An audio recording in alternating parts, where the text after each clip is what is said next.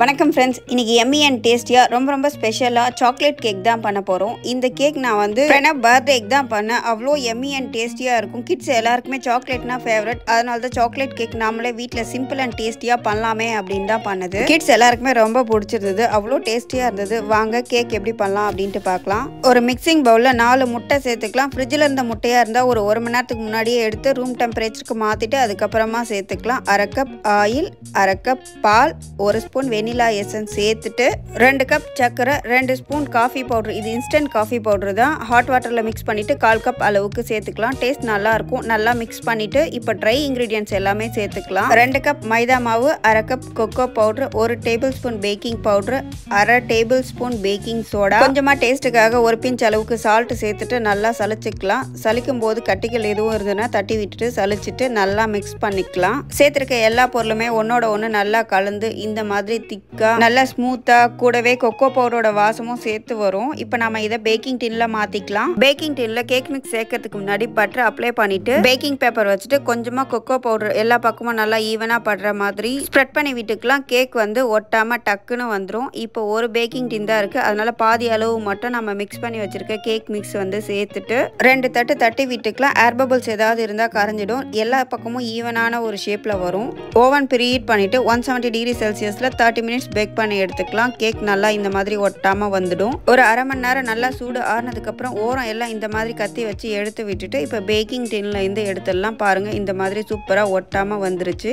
சூப்பரா chocolate ஃபிளேவரோட cream எதுவும் வேணான்றவங்க அப்படியே கூட சாப்பிடலாம். அந்த அளவுக்கு டேஸ்டியா இருக்கும். இப்போ மீதி இருக்க கேக் மிக்ஸ் சேர்த்துட்டு பேக் பண்ணி எடுத்துக்கலாம். கேக் வேகட்டும்.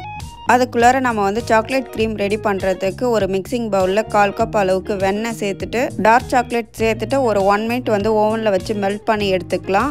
கொஞ்சம் சூடு குறைஞ்சதுக்கப்புறம் நல்லா மிக்ஸ் பண்ணி விட்டுக்கலாம். மிக்ஸ் பண்ணும்போதே வெண்ணையும் சாக்லேட்டும் மிக்ஸ் ஆகி வாசம் சூப்பராக வரும். அப்படியே சாப்பிட்லாம் போல இருக்கும். நல்லா மிக்ஸ் ஆனதுக்கப்புறம் 1/4 கப் அளவுக்கு வந்து விப்பிங் க்ரீம் சேர்த்துட்டு நல்லா மிக்ஸ் பண்ணிக்கலாம். வாவ், பார்க்கும்போதே அவ்வளோ சூப்பராக இருக்குது. இப்போ இதை அப்படியே ஃப்ரிட்ஜில் வச்சிடலாம். ஒரு 1/2 மணி நேரம் சில்லுன்னு ஆகட்டும். சூடாக இருந்தது அப்படின்னு சொன்னால் நம்ம க்ரீம் பண்ணும்போது மெல்ட் ஆகிடும். க்ரீம் ரெடி பண்ண இப்போ 400 ml அளவுக்கு விப்பிங் க்ரீம் சேர்த்துட்டு ஃபர்ஸ்ட் ஒரு 2 மினிட்ஸ் வந்து ஸ்லோ ஸ்பீட்ல பீட் பண்ணிட்டு ஹை ஸ்பீட்ல 1 மினிட் பீட் பண்ணிட்டு இப்போ க்ரீமுக்கு தேவையான சர்க்கரை 3/4 கப் அளவுக்கு நல்லா பவுடர் பண்ணி சேர்த்துக்கலாம். சுகர் சேர்த்து நல்லா மிக்ஸ் ஆகிற அளவுக்கு பீட் பண்ணிட்டு இப்போ நம்ம ஃப்ரிட்ஜில் வச்சு சாக்லேட் க்ரீம் சேர்த்து நல்லா பீட் பண்ணிக்கலாம்.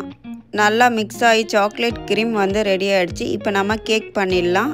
க்ரீமோட சேர்த்து பாத்திரத்தை கீழே கவுத்தோம் அப்படின்னு சொன்னால் க்ரீம் கீழே கொட்டாது. அதுதான் கரெக்டான கன்சிஸ்டன்சி. இப்போ மேலே இருக்க பேக்கிங் பேப்பரை எடுத்துட்டு சைடில் இருக்க பகுதியை மட்டும் லைட்டாக கட் பண்ணிட்டுலாம். இப்போ நான் 2 லேயர் கேக் தான் பண்ண போகிறேன். அதனால கேக்கை வந்து 2 பகுதியாக கட் பண்ணி எடுத்துக்கலாம். கட் பண்ணும் போதே நல்லா சாஃப்டாக இருக்குது. இப்போ நம்ம 2 கேக்குமே இந்த மாதிரி கட் பண்ணி எடுத்துக்கலாம். கட் பண்ணியாச்சு. நல்லா ஸ்பாஞ்சியாக நல்லா சாஃப்டாக இருக்குது. வீட்டில் இருக்க சிம்பிளான ஐட்டம்ஸ் வச்சு தான் நான் இப்போ டெக்கரேட் பண்ண போகிறோம்.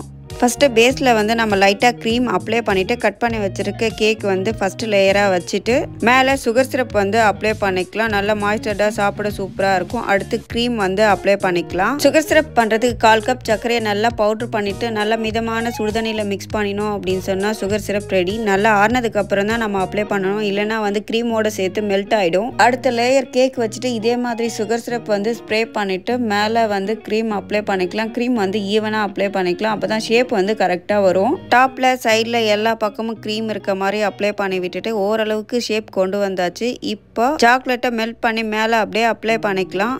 பர்த்டேக்கு கண்டிப்பாக ஒரு கேக் பார்த்தாது, அதனால ரவுண்ட் ஷேப்பில் ஒரு கேக்கும் பண்ணியிருக்கேன்.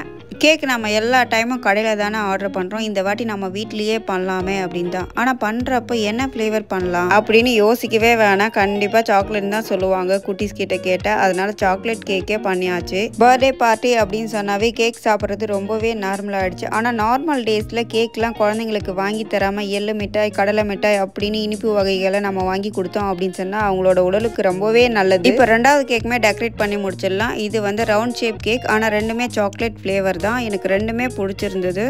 அவ்வளோதான், சிம்பிள் அண்ட் டேஸ்டியாக யம்மியான சாக்லேட் கேக் பர்த்டேக்கு வீட்லேயே ரெடி பண்ணியாச்சு. நீங்களும் கண்டிப்பாக ட்ரை பண்ணுங்கள் ஃப்ரெண்ட்ஸ். ரொம்ப ஈஸி தான் செய்கிறது. இந்த வீடியோ உங்களுக்கு பிடிச்சிருந்தது அப்படின்னு சொன்னால் நம்ம சேனல் சப்ஸ்கிரைப் பண்ணிக்கலாம். தேங்க்யூ.